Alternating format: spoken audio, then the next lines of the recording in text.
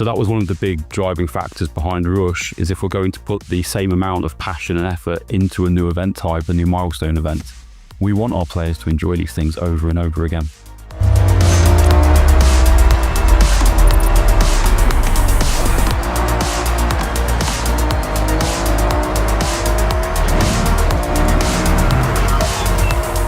Showcase events have been a part of the identity of Forza Horizon games ever since the 2012 original. We've pitted a Ford Mustang against its WW2 Warbird namesake, and we've gone up against a legally distinct delta-winged behemoth that looks suspiciously similar to an Avro Vulcan in an Aston Martin of the same name. We've raced against trains, monster trucks, and even hot air balloons. They're brilliant advertisements for the Forza Horizon series brand of racing, eye-catching, and just about as fun to watch as they are to play.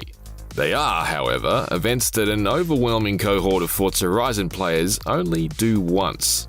So we also went back and looked at our telemetry from Forza Horizon 5, focusing in on showcase events, and we noticed for the most part, our showcases are one and done. So the player gets given a showcase as a reward.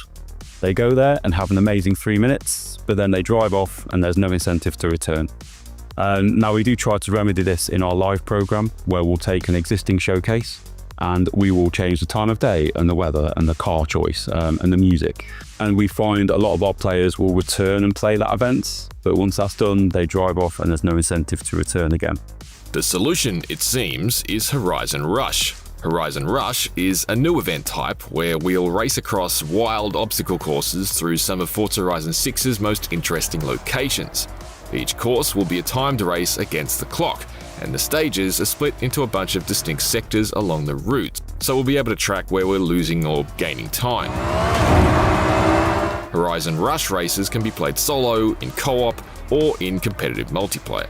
There will be 3 Horizon Rush events in total, one in the dockyard in Tokyo City, which demonstrated during my visit, another at the ski resort in the Alpine region, and the other on the coast at a spaceport. Horizon Rush events will sit alongside Forza Horizon 6's 2 traditional showcase events, as what are known as milestone events, and they'll be unlocked as we earn wristbands through the career mode. The team explains these events will be bookended by the Invitational event and the Legend Island event. So it all started for us back in concept, where we sat down and we initially asked ourselves, how do we build upon the success we've had with showcase events? Now, as someone like myself that's been at Playground for 15 years this year, I've worked on all projects, all DLTs, and I've worked on a lot of showcases in my time as well. I personally know how important they are to Horizon, and we still have 2 incredible showcases in Forza Horizon 6. Anyone that watched our Developer Direct asset would have seen the tease for our very own Horizon mech called Chaser Zero, which is awesome. But we wanted to build a showcase adjacent event type. And if we were going to do that, we wanted to maintain that showcase DNA. Now, when I talk about a showcase DNA, I mean high adrenaline events, which include helicopters, planes, exciting slow-mo moments, cinematic moments, engaging heroic moments. They are just pure spectacle, and that's what a showcase is, and that's what I mean when I say showcase DNA. So for Horizon Rush, we then started to lean into replayability. If we build these amazing events, we want our players to enjoy them over and over again. And then we asked ourselves, well, what does replayability mean to us? And for us, it was a high score or a better time. It was course mastery, so being easy to play the first time but hard to master. And most importantly for me as a level designer, it was about it being fun. Like if it's not fun, I'm not going to go and return and play it. So that's what replayability meant to us.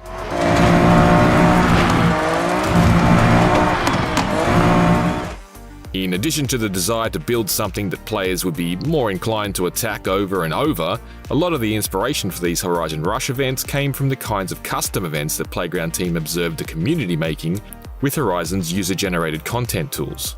In Horizon 5, we've got this incredible UGC tool called Event Lab, which basically lets our players create events of their own imagination, place whatever props they want.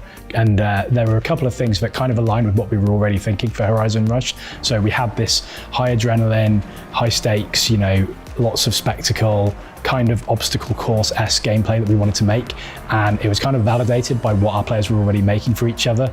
So we see quite a lot of these kind of events where players are making these obstacle courses which are kind of sweeping around, going through all these crazy obstacles. They tend to be quite difficult, the ones the players make for themselves. They're kind of like only up with cars in a way, which is always a kind of a balancing act for our designers, because we don't ever want to lock our players out of content or create a skill check that's going to, block people out of being able to play the game. So we wanted to make something that ticked that kind of that thing that players are interested in playing, but also was accessible to everyone and enjoyable to everyone. And then another event type that our players created was these maps called No Hesi or No Hesitation, where it's basically about just getting to the finish line as fast as you can, and they'll place like cars to like weave in and out of and various other obstacles. And that again was a kind of thing that we know there's a fan base for it in our community. They're already kind of making these things for themselves, but they've only got available to them the tool sets that is in Horizon 5. They can't place all of the things that we can place as developers. They don't have the control, the very fine detail control that we're able to make to kind of really pull these events together. So we were excited that we knew that there was interest from players into making these kind of things, and for us to put our own kind of playground version of these events into the game. Forza Horizon 6's Dockyard Rush event, dubbed Peer Pressure, is characterised by huge jumps and snaking routes around and over towering piles of containers. A camera chopper hovers dangerously close as the car crashes through smashable billboards, and container handlers lift obstacles ahead at the last second, allowing you to pass under them. It's certainly very showcase adjacent. In the footage you're watching, you'll note a rally-bred MG Metro hustling through the stage, although in my preview, it was its similarly untamed Group B brother, the Ford RS200, that was the hero vehicle. I had a moment not long after we'd wrapped up the Docs white box. This was last year.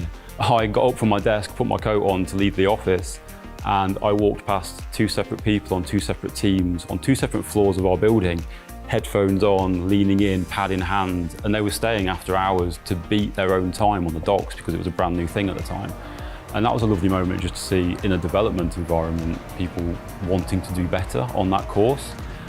We've had reviews of the docks where I asked a question last week in a review. I just said to someone, what's your best time?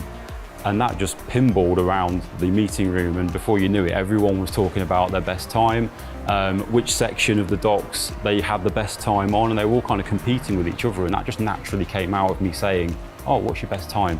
So I feel like we've already hit replayability just in a development environment, and I'm super excited to see our community get hold of it and see what times they can set, because I'm sure they'll do better than us.